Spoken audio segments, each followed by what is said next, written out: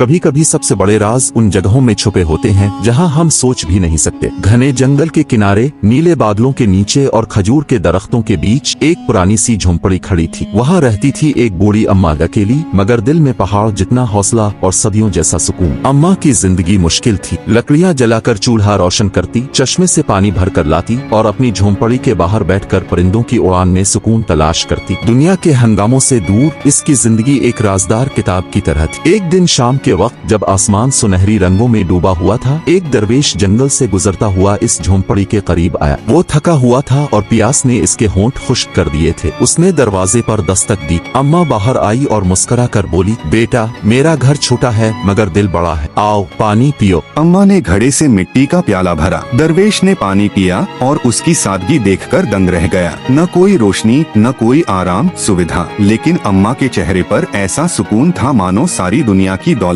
उसी के पास हो। दरवेश ने कहा, अम्मा, तुम में ऐसा सब्र और ऐसी हिकमत है जो बादशाहों के महलों में भी नहीं मिलती। अम्मा ने हल्की मुस्कान के साथ जवाब दिया, बेटा, जिसके दिल में क़नाअत, संतोष हो वही सबसे अमीर है, और जिसके दिल में सब्र हो वही सबसे बड़ा बादशाह है। उस शाम नीले आसमान में पक्षी उड़ रहे थे, खजूर के पेड़ हवा में झूम रहे थे, और दरवेश के दिल पर यह बात गहराई से लिख गई कि असली सुकून न महलों में है, न खजानों में, बल्कि उस दिल में है जो शुक्र और सब्र से रोशन हो।